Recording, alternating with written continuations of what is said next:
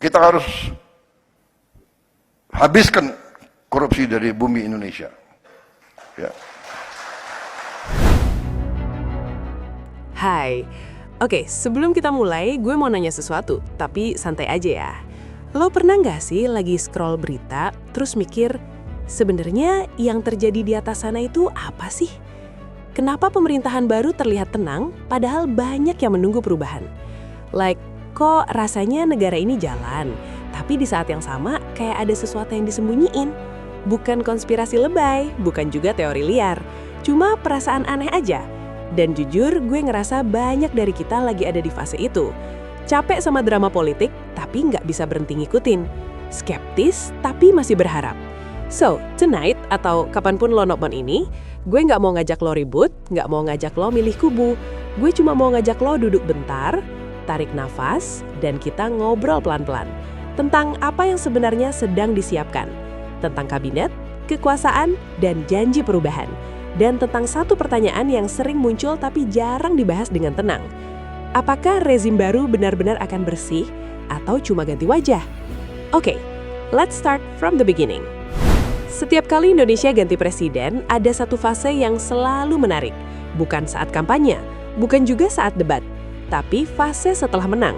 Karena disitulah topeng biasanya mulai turun, janji mulai diuji, dan kompromi mulai kelihatan. Prabowo Subianto datang ke titik ini dengan posisi yang unik.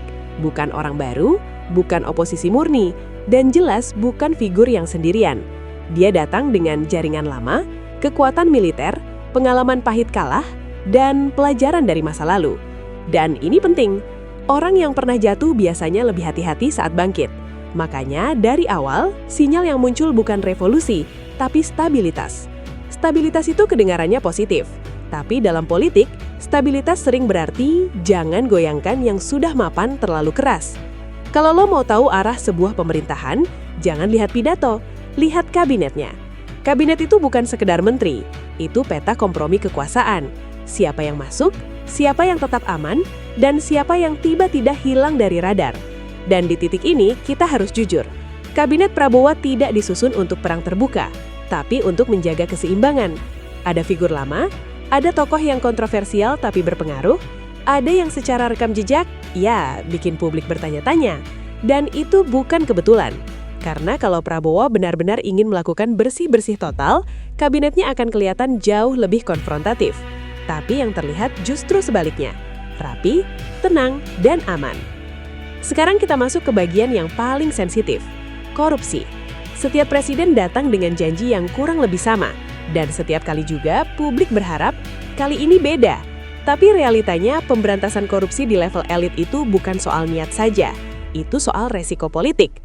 Menangkap orang kecil itu mudah, menangkap orang besar itu bisa bikin sistem goyang, dan sistem itu tidak suka digoyang dari dalam. Yang biasanya terjadi adalah kasus dipilih, target disaring, dan timing diperhitungkan. Bukan untuk keadilan murni, tapi untuk menjaga kendali.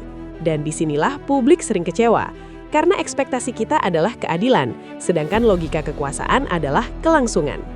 Sekarang kita bahas satu hal yang sering muncul di media sosial, narasi tentang membersihkan sisa-sisa kekuasaan lama. Secara emosional ini relatable. Banyak orang ngerasa lelah, ngerasa dikhianati, dan ingin penutupan. Tapi negara tidak bekerja dengan emosi. Negara bekerja dengan hukum, bukti, dan keseimbangan kekuatan. Tanpa tekanan publik yang konsisten dan cerdas, narasi bersih-bersih biasanya berakhir jadi alat legitimasi, bukan tindakan nyata. Yang berubah cuma aktor, bukan sistem. Kalau kita rangkum semuanya, gambarnya kurang lebih seperti ini. Prabowo tidak datang untuk menghancurkan sistem, dia datang untuk mengendalikannya. Akan ada perubahan, iya. Akan ada kasus besar, mungkin. Tapi semuanya akan dilakukan pelan, selektif, dan dengan perhitungan matang. Bukan demi balas dendam politik, tapi demi kestabilitas kekuasaan. Dan ini bukan pujian, juga bukan hujatan.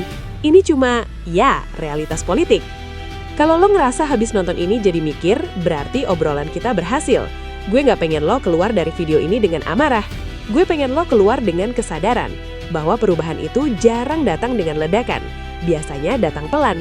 Kadang terlalu pelan sampai kita nyaris nggak sadar. Dan tugas kita bukan cuma berharap, tapi mengawasi dengan kepala dingin. Kalau lo suka cara ngobrol kayak gini, yang nggak teriak, nggak nuding, tapi tetap jujur, channel ini bakal terus ada buat nemenin lo mikir. Karena kadang yang kita butuhin bukan jawaban cepat, tapi ruang buat memahami. Thanks sudah dengerin sampai akhir.